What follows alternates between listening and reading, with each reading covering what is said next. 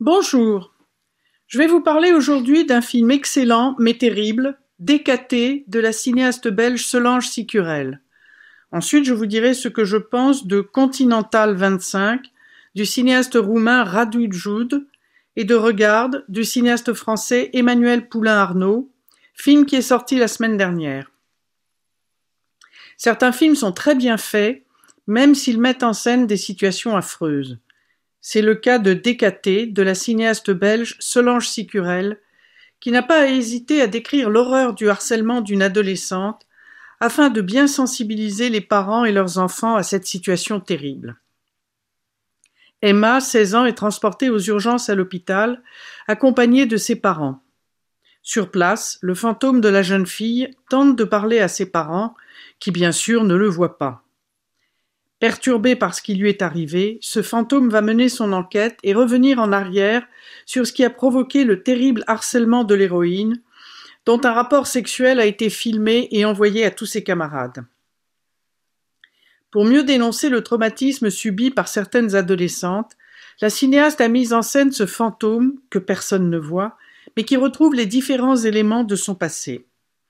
Avec beaucoup de réalisme et d'émotion, la cinéaste, qui s'est inspirée de nombreux témoignages d'adolescentes et du livre d'Elena Tenace Tout ira bien, signe un film très réussi et très original. L'interprétation est remarquable, en particulier celle de la jeune Lana de Palmert, et surtout celle d'Émilie Dequesne, qui, malheureusement, est décédée peu après la fin du tournage. Mais il est dommage que la licence des mœurs soit très présente, et surtout illustrée de brèves scènes sensuelles, et bien sûr que le comportement des amis de l'héroïne soit aussi choquant. Il est possible de réaliser un excellent long-métrage avec un très petit budget, comme l'a fait le cinéaste roumain Radu Jude avec Continental 25. Orsolaya, une huissière de justice à Cluj, en Roumanie, arrive avec des gendarmes dans le sous-sol d'un immeuble afin d'expulser un SDF qu'elle avait déjà prévenu quelques jours auparavant. Pour ranger ses affaires, celui-ci lui demande quelques minutes de répit. Quand elle revient pour l'expulser, elle le découvre pendu à son radiateur. Bouleversée, elle peine à assumer ce qu'elle considère comme sa responsabilité. Ce film étonnant, dont le scénario a été récompensé à la Berlinale, a été tourné exclusivement avec un iPhone, en plan fixe et sans lumière artificielle. C'est dire si la mise en scène est remarquable, tout comme l'interprétation, et il est intéressant que le film mette en scène la situation actuelle de la Roumanie, avec ses différentes dérives et ses histoires. Surtout, il y a aussi une belle dimension spirituelle. Mais il est dommage qu'il y ait beaucoup de longueur, ainsi qu'une scène suggestive.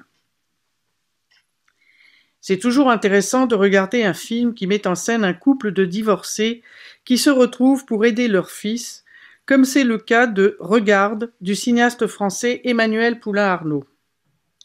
Quand Chris comprend que son fils de 16 ans est atteint d'une maladie dégénérative qui lui fait perdre peu à peu la vue, elle reprend contact avec Antoine, son ex-mari, avec lequel elle s'entend très mal depuis leur divorce, afin qu'il puisse venir en aide à leur fils et l'emmener en vacances au bord de la mer, chez Papichou, son grand-père.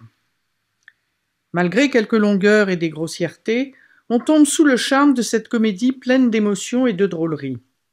Sans trop s'attacher à la maladie du jeune héros, le réalisateur s'intéresse surtout à la relation entre ses ex-conjoints qui vont réussir à se retrouver afin de soutenir leur fils.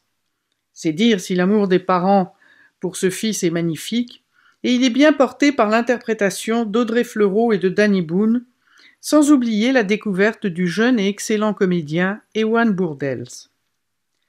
Je vous rappelle les titres des films dont je viens de vous parler: Décaté de la cinéaste belge Solange Sicurel, Continental 25 du cinéaste roumain Radu Jude et Regarde du cinéaste français Emmanuel Poulain-Arnaud. À la semaine prochaine sur les ondes de Radio Espérance.